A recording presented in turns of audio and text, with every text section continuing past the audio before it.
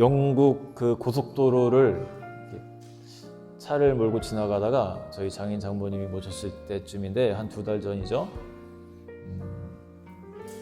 어떤 동물을 보면서 저 동물 참 은혜롭다, 참 크리스찬적인 동물이다 하는 동물을 제가 발견했습니다.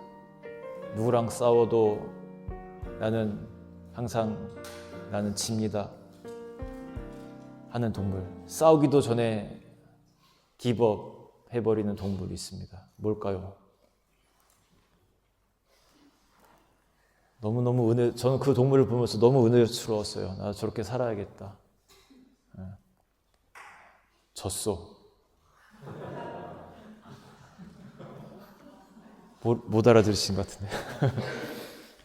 젖소를 보면서 야, 저렇게 은혜로운 동물이 있나? 누구에게나 젖소. 우리 크리스찬의 삶이 되어야 하겠죠? 졌소. 내가 졌소. 당신과 싸우면 내가 졌소. 그리고 특별히 하나님 앞에 그런 신앙으로 살아야 됩니다. 내가 졌습니다. 내 자아로 서는 것이 아니고 하나님이 내 삶을 이끌어가는 인생을 내가 살아가겠습니다. 네, 그렇게 살아가야겠죠. 우리 청년부 모임 영상 보셨나요 혹시? 네. 만들어서 올리면 좀 보세요.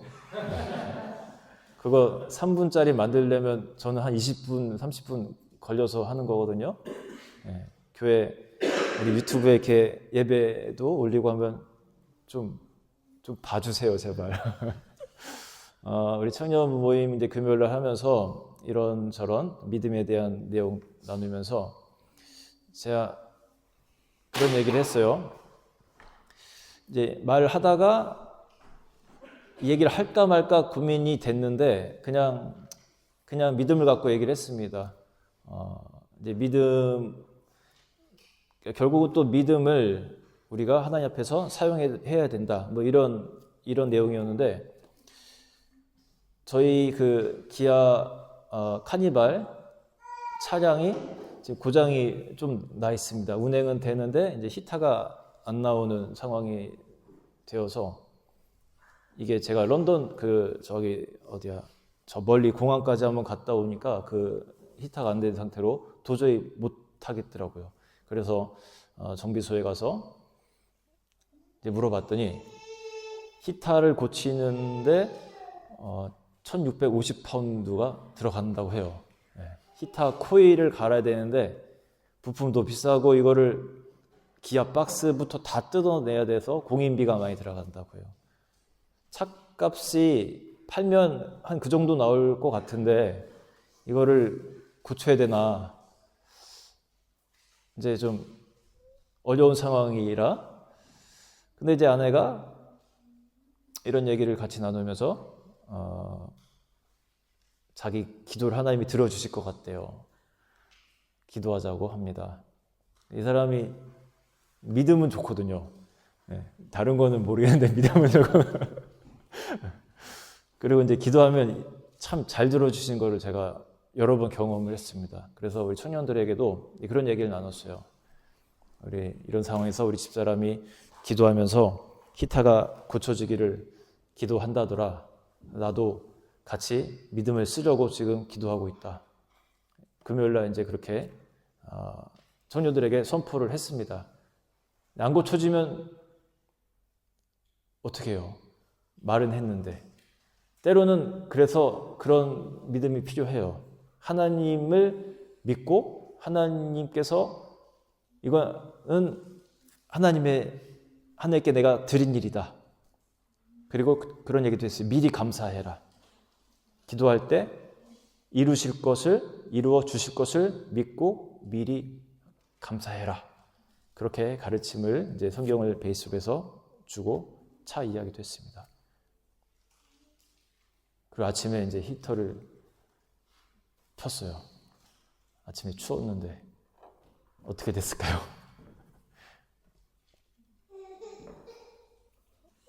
뜨겁게 잘 나옵니다. 네. 교회 도착하기 한 5분 전부터 뜨겁게 잘 나와요. 이제 열이 이제 받으면서 며칠 동안 며칠이 아니죠. 뭐 거의 한 2주, 3주 동안 이게 안 나오던 것이 선포하고 학생들에게도 얘기해버리고 하나님께 내가 문제를 던진다는 마음으로 그랬더니 하나님이 이루어주셨어요. 자꾸만 사용을 하고 우리가 크리스찬으로 살아가는데 그냥 명목상의 이름만 있는 크리스찬이 아니라 진짜 이거를 살아내봐야 됩니다. 나는 내 자는 졌습니다. 주님께. 주님이 내 삶을 이끌어 주십시오. 오늘 이제 제가 그 마태라는 인물에 대해서 잠깐 말씀을 드리려고 합니다. 마태. 마태복음의 저자가 누군지 아시나요, 혹시? 마태복음의 저자가 마태예요. 그래서 마태가 기록한 복음이라고 생각을 하면 됩니다. 이 신약 성경에서 제일 먼저 위치한다고 했죠. 그러다 보니까 사람들이 제일 많이 읽는 성경이 어디냐면 마태복음입니다. 마태복음 한 5장까지 읽다가 그만둬요. 그래서 마가, 누가, 요한은 굉장히 억울할 것 같아요.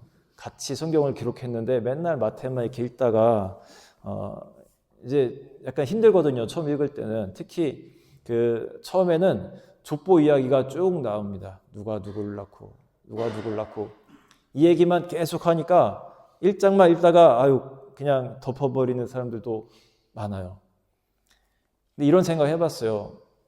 이게 만약에 소설이거나 없었던 이야기를 이렇게 막 재밌게 지어서 가짜 그 종교를 만들려는 사람들이 이것을 기록했다면 제가 만약에 저자라면 저는 이렇게 기록을 안 할 겁니다.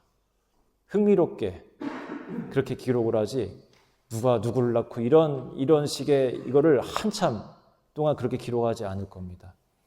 실제로 자기가 목격했고 자기가 예수님께 들은 이야기들을 기록을 한 것이 이 마태복음이에요.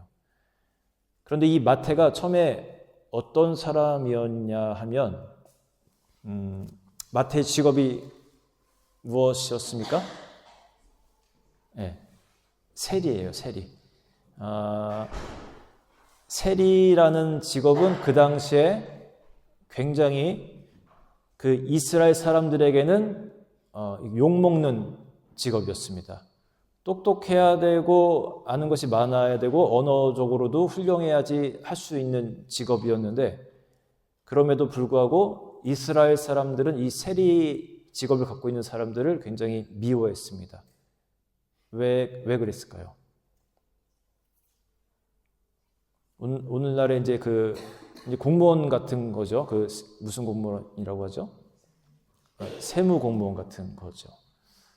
오늘날에는 이런 비리가 있을 수가 없는데 그 당시에는 어마어마한 비리를 이 사람들이 저질렀습니다. 자기 주머니에 착복하는 일이 너무나 많았습니다. 그리고 그걸 걷어가지고 또 이제 로마 정부에다가 이제 바치는 역할을 했던 거예요. 로마의 그 점령 시대였기 때문에 그냥 있는 그대로 갖다 바치면 그나마 욕을 덜 먹을 텐데 굉장히 많은 부분을 자기 주머니에 착복을 하니까 이 세리라는 직업의 그 군종 사람들을 굉장히 싫어했습니다. 근데 언어적으로는 또 뛰어났어요. 그 당시 이제 그 히브리 사람들이니까 뭘 잘했게요? 히브리어 당연히 잘하고 그 다음에 그 지역에서 통용되던 이제 아람어 그리고 오늘날의 약간 이제 영어와 같은 개념인데 그리스 시대를 또 막 지나왔기 때문에 그리스 말, 그러니까 헬라 말을 또 능통해야 됐습니다. 이 세관일을 하기 위해서는 무역 같은 것들을 또 다 이제 관장해야 되기 때문에 그랬어요. 그리고 마지막으로 이제 로마 말을 또 잘 해야 됐습니다. 라틴어죠, 라틴어. 이 네 가지 언어에 능통한 똑똑하고 나름 이제 교육을 잘 받은 사람들이 세리 역할을 했던 거예요. 그런데 마태의 진짜 이름이 뭐냐면 이 마태복음에는 마태라고만 기록이 돼요. 그런데 진짜 이름은 레위입니다. 레위. 마태복음 그 다음에 나오는 마가복음, 누가복음에 보면은 이 마가와 누가는 이 마태라는 사람을 기록할 때 마태라고 안 해요. 원래 자기 이름인 이제 히브리 말인 레위라고 표현을 합니다. 레위가 어떻게 했더라. 레위가 어떻게 예수님을 만났더라. 근데 왜 마태라는 이름을 마태는 썼냐면 마태는 이제 헬라식 이름이고 그 뜻은 하나님의 선물이라는 뜻이에요. 변화된 마태를 이야기하고 싶었던 거예요. 레위는 어디서 나온 거냐면 이스라엘의 총 12지파가 있는데 그 중에 이제 한 지파입니다. 그런데 이 지파는 어떤 역할을 주셨냐면 성전을 맡아서 돌보고 또 그 안에서는 이제 제사장 역할을 하는 사람들도 있고 그랬어요. 그러니까 레위라는 지파의 그 사람들은 전체가 다 성전 일을 하는 구별된 사람들이었습니다.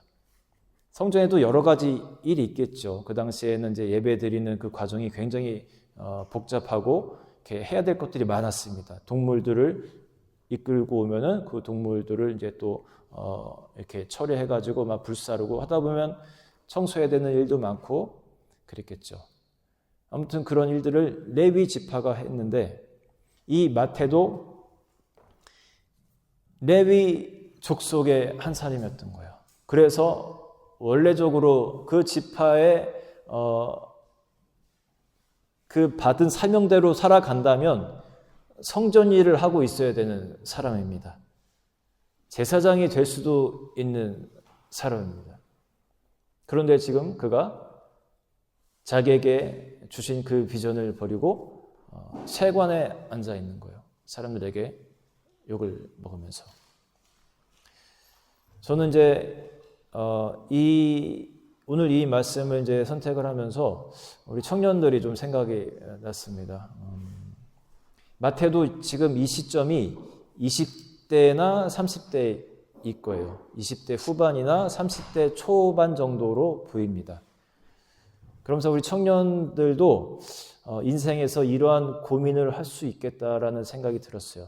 물론 청년 아니고 우리 기성세대들도 이러한 고민의 시간을 가질 수 있는데 하나님이 나에게 주신 그 비전의 삶이 분명히 있는데도 불구하고 나는 내가 원해서 내가 가고 싶은 길을 가는 사람들이 종종 있습니다. 그 이유는 보통 뭡니까? 보통 뭐예요? 동인 형제 한번 대답해봐요.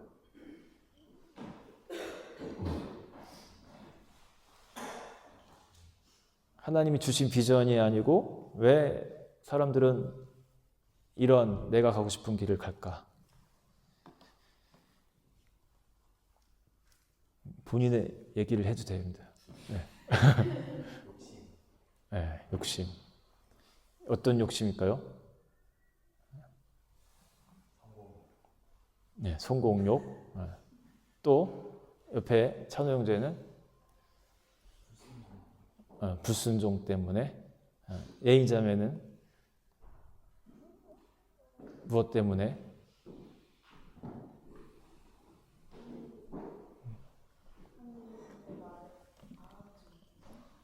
네, 하나님의 뜻을 알아듣지 못해서 그렇게 한다. 네, 다 맞는 것 같아요. 레위도 어쩌면 그랬을 겁니다. 욕심 때문에 또 불순종 때문에 하나님의 말씀을 알아듣지 못해서. 그런데 제가 보니까 레위는 고민이 있었던 것 같아요. 이 세관 일을 하면서 사람들의 그 돈을 갈취하면서 갈취했는지 안 했는지는 정확히 모르지만 가능성이 있죠. 같은 직업을 가졌던 사람이 있어요. 성경에. 누구죠? 네, 삭개오. 그 사람은 세리장이라고 표현이 돼요. 그러니까 세리 중에서도 조금 높은 사람이었던 것 같아요. 그런데 그 삭개오도 자기가 착복한 것이 많았다고 고백을 합니다. 그리고 그에게도 고민의 흔적이 성경 속에서 나타납니다. 예수님이 오신다라는 소문을 듣고 그분을 만나러 막 달려가요. 그리고 그분을 보고 싶어서 키가 작았거든요. 그 뽕나무 위로 올라가는 장면이 성경에 기록이 됩니다. 왜 그렇겠어요? 나의 이 삶, 굉장히 부유한 사람이었거든요. 그럼에도 불구하고 그 안에 갈망이 있었던 것 같아요. 내가 이렇게 살면 안 되지. 내가 이렇게 계속 살아가서는 안 되지. 삭개오도 하나님의 백성 중에 한 사람이었거든요. 이스라엘 민족. 기본적으로 하나님을 믿는 것이 세팅이 된 사람들이었거든요. 엄청난 갈망이 있었을 겁니다. 근데 마태도 제가 생각할 때는 그런 갈망이 있었던 사람이었을 것 같아요. 그리고 어느 날 주님이 그가 세간에 앉았을 때 그를 찾아옵니다. 여기 우리가 금방 보았던 그 본문을 잠깐 한 번만 더 열어볼까요? 우리가 본문을 읽으면서 이 글에 나와 있는 것 말고도 상상을 통해서 어떤 스토리들이 이루어졌는지 한번 생각해 보면서 읽어보겠습니다. 자, 제가 천천히 한번 볼게요. 예수께서 그곳을 떠나 지나가시다가 마테라 하는 사람이 세관에 앉아 있는 것을 보시고 이르시되 나를 따르라 하시니 일어나 따르니라. 세관에 앉아 있을 때 찾아가서 나를 따르라라는 말씀을 하십니다. 그리고 즉각적으로 일어나 따르는 모습을 볼 수가 있죠. 제가 생각할 때는 예수님이라는 존재에 대해서 충분히 들었을 가능성이 매우 높습니다. 이미 이슈가 많이 되었던 분이기 때문에. 그리고 참 진리를 가르친다. 하나님의 말씀을 정말로 가르친다. 권위 있는 말씀을 하신다라는 소문을 이미 들었기 때문에 그분의 말씀을 들으면서 알 수 없는 그 눈빛과 그 권위 속에서 그분의 그 초청에 이렇게 순응을 하고 그 즉시 따라갔던 걸로 저는 그렇게 상상력을 통해서 바라보고 있습니다. 우리들의 인생 속에서 우리들이 고민하고 있을 때 내가 크리스찬으로서 바르게 살아가고 있는지 내 안에 갈망이 있을 때 예수님이 찾아오실 때가 있다라는 거예요. 누구에게나. 그 시점은 사람마다 다를 수 있지만 여러분이 그런 갈망 가운데 있을 때 주님이 찾아오시는 그 때가 있다라는 겁니다. 우리 교회는 특수한 교회라서 그 전에 교회를 안 다니던 분들이 되게 많은 교회입니다. 한국의 일반적인 교회는 한 95% 정도가 기존 신자라면 우리는 한 60-70% 정도밖에 안 되는 것 같아요. 여기 그런 교회 백그라운드가 없는 분들에게도 주님이 말씀하시는 거예요. 주님의 초청은 내 인생 중에 언제가 될지 모르지만 이렇게 다가오실 때가 있어요. 그때 이 마태는 그 초청의 메시지를 듣고 순종하고 따라서 그분의 제자가 된 겁니다. 그리고 이어지는 스토리를 한번 볼게요. 이 부분도 우리가 상상을 좀 하면서 보면 더 은혜롭습니다. 10절에 보면 예수께서 마태의 집에서 앉아 음식을 잡수실 때에 많은 세리와 죄인들이 와서 예수와 그의 제자들과 함께 앉았더니, 자, 예수님이 지금 어디에 가 계세요? 마태의 집에 가 계십니다. 우리는 그냥 성경 한 구절로 이렇게 끝났기 때문에 그 과정을 이렇게 스킵해서 본 것과 같은데 어떤 대화라든지 그런 일들이 있었을까요? 예수님이 마태의 집에 들어가시기까지. 제가 상상하기로는 마태가 예수님, 그러면 저희 집으로 가시지요. 식사도 안 하셨을 텐데 저희 집으로 가서 제가 차려드리는 식사를 하시면서 같이 대화를 하시죠. 이렇게 초청을 했을 것 같아요. 그냥 내가 너희 집으로 가자라고 안 하셨을 것 같아요. 예수님의 일반적인 인격으로는 잘 안 그러시는 분입니다. 필요에 따라서는 그렇게 하실 때도 있지만 제 생각에는 그런 스토리가 있었을 것 같아요. 마태가 예수님을 초청을 합니다.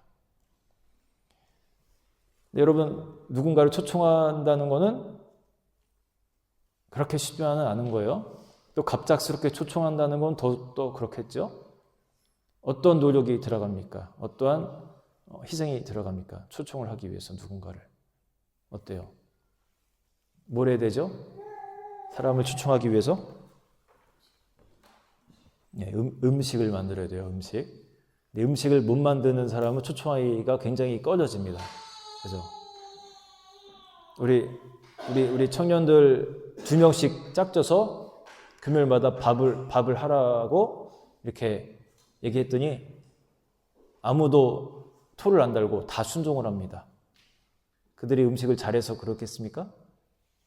아니에요. 그냥 내가 그래 해야지, 섬겨야지.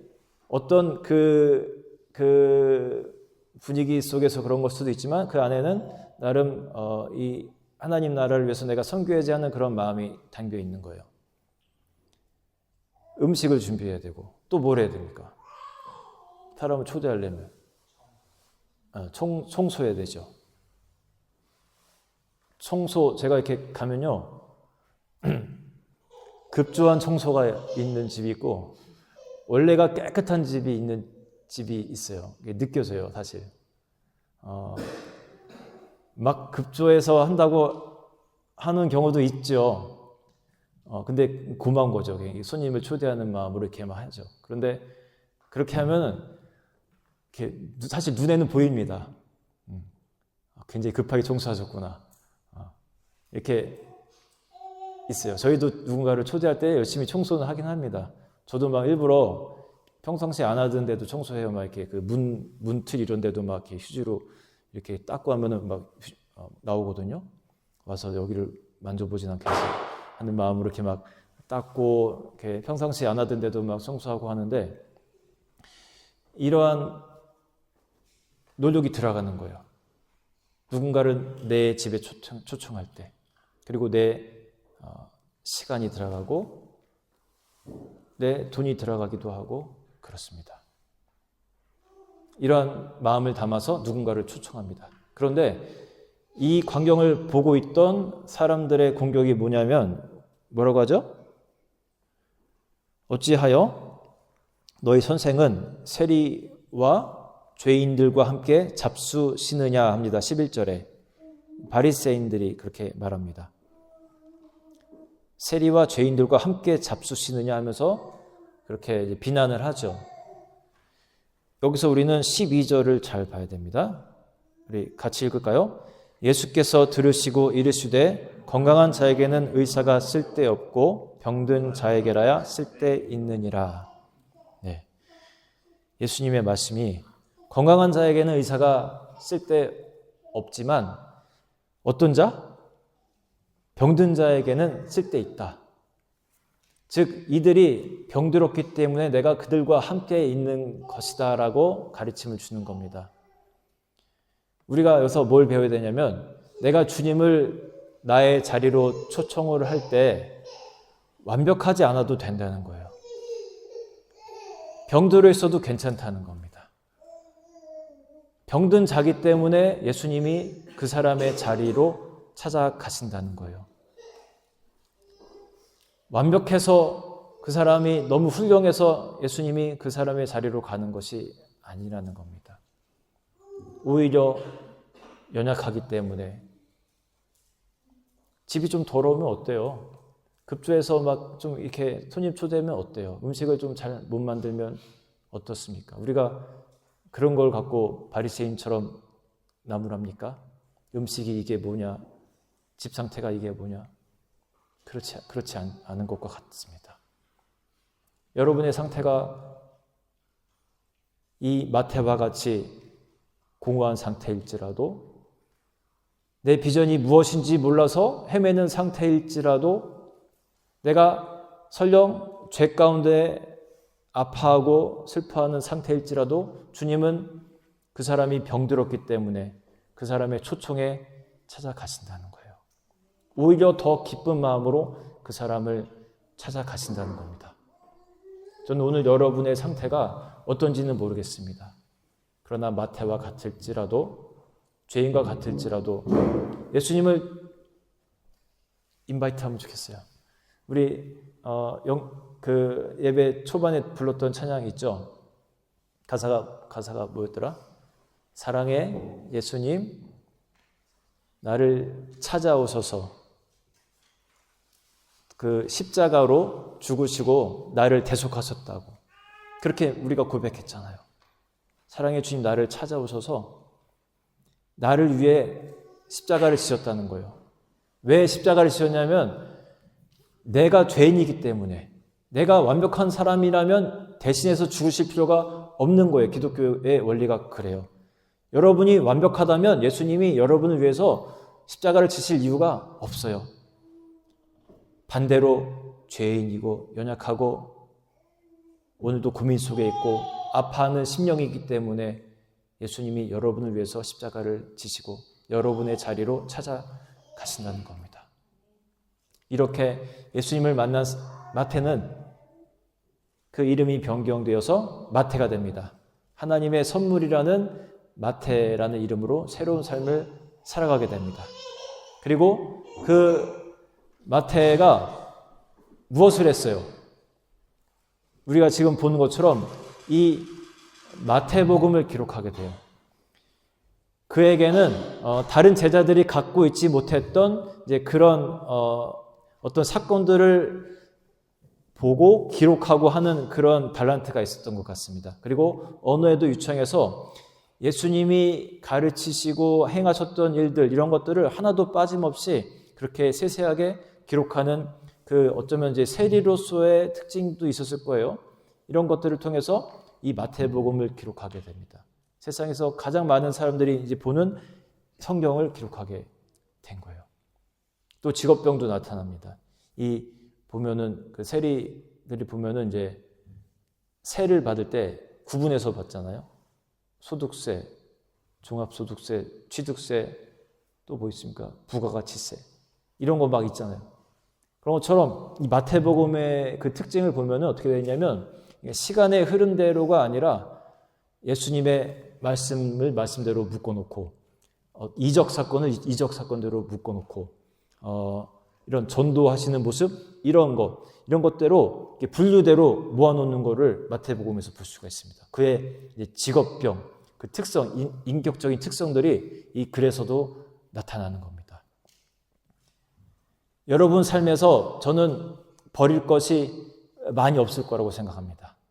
물론 조금만 변경되면 더 귀하게 쓸 것도 많지만 여러분에게 이미 너무나 귀한 것들을 하나님이 주셨어요. 그리고 그 달란트들을 통해서 하나님은 여러분들을 사용해 나가실 겁니다. 우리가 해야 될 것은 하나입니다. 주님이 나를 찾아오실 때 내가 그 분의 초청에 그 기회를 놓치지 않는 거예요. 그분의 초청이 나에게 올 때 내가 그분의 손을 잡는 겁니다. 그리고 내가 완벽하게 준비가 되어 있지 않을지라도 그분을 내 삶의 자리로 초청하는 것입니다. 오늘 여러분들 마음을 여시고 여러분 생각할 때 나 스스로는 매우 부족한 사람이라고 생각될지라도 더 좋은 거예요, 그게. 그래야 주님이 찾아갈 이유가 생기신 거기 때문에 더 좋은 겁니다. 이 시간 주님께 마음 활짝 여시고 주님을 영접하는 그런 시간을 가졌으면 좋겠습니다. 우리 같이 찬양하고 기도할게요.